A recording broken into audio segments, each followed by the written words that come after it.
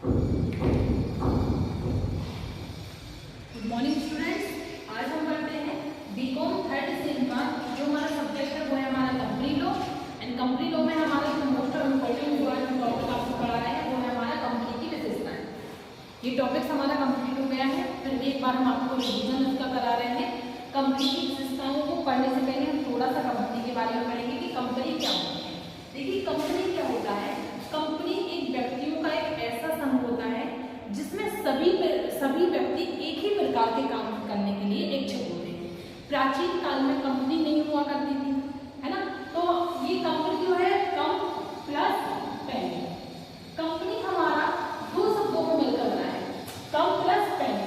प्राचीन काल में कम का अर्थ होता है शासक और पहले का अर्थ होता था रोटी, क्योंकि पहले कंपनियां नहीं थी।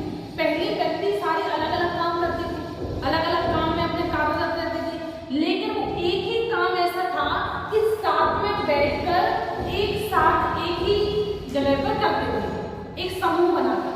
वो क्या था? खाना खाना। काम अलग अलग करते थे लेकिन खाना एक साथ खाते थे, तो सेम काम करते थे एक ही समय पर व्यक्तियों का समूह, जिसको हमने किसका नाम दिया था? कंपनी।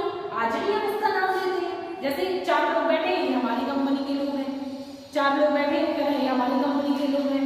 हम 4 बैठे हैं, हम कह रहे हैं हमारी कंपनी के लोग हैं। तो हमने कंपनी का वहां से उठा के यहाँ रख दिया कि जहाँ समूह के रूप में एक व्यक्तियों का समूह एक ही प्रकार का काम करने के लिए इच्छुक होता है, उस चीज को हम क्या कहते हैं? कंपनी। उस ग्रुप को, उस संगठन को हम कंपनी कहते हैं। अब देखते हैं कि कंपनी की विशेषताएं क्या है। सबसे पहले है कानून द्वारा निर्मित कृत्रिम व्यक्ति।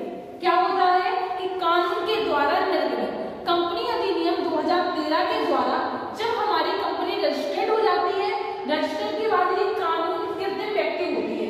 इसका खुद का अस्तित्व होता है, खुद का इसका निवास प्रमाण पत्र होता है, इसका कंपनी का एक कार्ड होता है, इसके कुछ दायित्व होते हैं, इसके कुछ रूल्स रेगुलेशन होती है, इसका नाम होता है, पता होता है, कार्य, हर चीज इसकी होती है। तो इसको कानूनी कृत्रिम व्यक्ति माना गया। ये व्यक्ति नहीं है, क्योंकि व्यक्ति इसलिए नहीं है ये क्योंकि इसका जन्म है वो कानून के द्वारा होगा, तो इसकी प्राकृतिक मृत्यु नहीं हो सकती। जब इसका जन्म कानून के द्वारा हुआ तो इसकी मृत्यु भी किसके द्वारा होगी? कानून के द्वारा होगी। जब इसको कंपनी अधिनियम 2013 के द्वारा इसको कृत्रिम कानूनी व्यक्ति का दायित्व मिला है, तो इसकी मृत्यु भी कानून के द्वारा ही संभव है, इसकी प्राकृतिक मृत्यु नहीं होती है। दूसरा है हमारा पृथक वैधानिक अस्तित्व। इसका खुद का एक अस्तित्व होता है, इसका नाम होता है, इसका पता होता है। ये किसी भी व्यक्ति पर केस कर सकती है और किसी भी व्यक्ति से लोन ले सकती है। किसी भी व्यक्ति पर केस इसका हो सकता है, कोई भी व्यक्ति इस पर भी केस कर सकता है। तो इसका खुद का अस्तित्व होता है। कैसा अस्तित्व? वैधानिक अस्तित्व। कब? जब ये कंपनी 2013 के द्वारा रजिस्टर्ड होती है।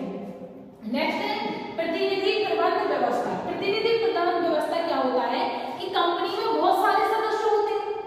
प्रत्येक सदस्य मालिक नहीं बन सकता, प्रत्येक सदस्य प्रबंध नहीं बन सकता, प्रत्येक सदस्य सभी प्रकार के काम नहीं कर सकता। इसीलिए प्रतिनिधि प्रबंध व्यवस्था इसमें पहले से ही होती है। फिर नेक्स्ट है सदस्य की संख्या।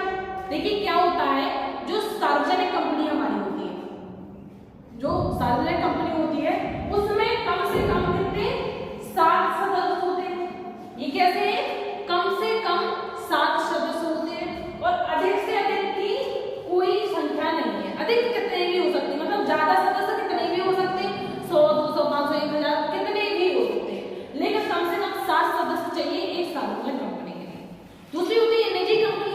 निजी कंपनी में कम से कम 2 सदस्य होते हैं और अधिक से अधिक 50 सदस्य होते हैं। 50 से ज्यादा अगर उसमें सदस्य हुए तो वो कंपनी हमारी निजी कंपनी नहीं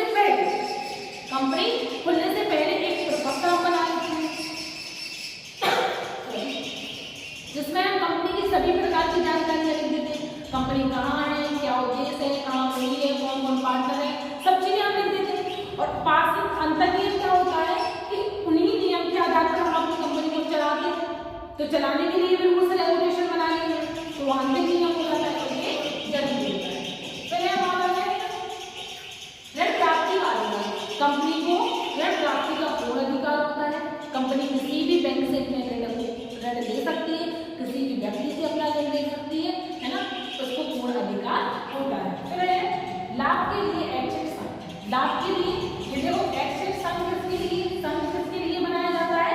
लाभ के लिए, प्रॉफिट के लिए ही ये संघ को बनाया जाता है। एक बार और हम देख लीजिए इसकी विशेषताएं। कानून द्वारा निर्मित कृत्रिम व्यक्ति है ये।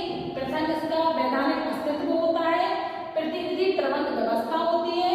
सदस्य की संख्या सार्वजनिक कंपनी की दशा में कम से कम 7 सदस्य होते हैं, अधिक से अधिक की कोई संख्या नहीं है।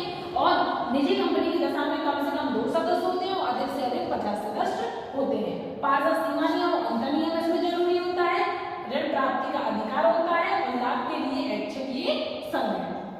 साथ ही आप लोगों को बता दें कि आप लोगों को जो day by day topic by topics videos complete की जा रही हैं, आप लोग अपने नोट्स तैयार करते जाएं, जिससे आपको परीक्षा के समय में किसी भी प्रकार की कोई भी दिक्कत नहीं आएगी। अब आप लोग ये नोट कर लें, इसके बाद मैं आपको आगे बढ़ाती हूँ।